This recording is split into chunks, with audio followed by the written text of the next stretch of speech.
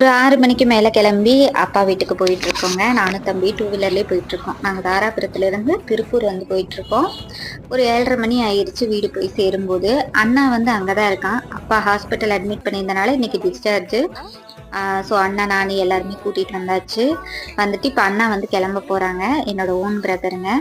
அதுக்கப்புறம் எப்பயுமே பொண்ணு கையால சாப்பிடணும்னு எல்லா அப்பாவும் விரும்புவாங்க. அதேதான். நான் இங்க வந்துட்டேன் அப்படின்னாலே அப்பா என்ன தான் சமைக்க சொல்லுவாரு. அதனால இன்னைக்கு வந்து அரிசியும் பருப்பு சாப்பாடும், முட்டை ஆம்லேட்டும் வந்து செஞ்சிருந்தோங்க. நான் வந்து சாப்பாடெல்லாம் தாளிச்சு விட்டேன். அம்மா வந்து வெங்காயம் எல்லாம் அரிஞ்சு வச்சுட்டாங்க. நான் வந்து எல்லாம் தாளிச்சுட்டு முட்டை ஆம்லேட் போட்டு எல்லாருமே ஒண்ணா உட்காந்து சாப்பிட்டேங்க. நாளைக்கு அப்பாவை ஹாஸ்பிட்டல் செக்கப் கூட்டிட்டு போகணும். டயாலிசிஸ்க்கு கூட்டிட்டு போகணும்.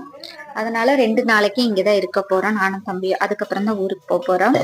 பாட்டிக்கு என்ன வேணுமோ அதெல்லாம் செஞ்சு வச்சுட்டு வந்தாச்சு. அதனால சாப்பாடு மட்டும் அவங்க சூடா வச்சுக்குவாங்க. அப்புறம் என்னோட மாமியார் அவங்க பாத்துக்குவாங்க.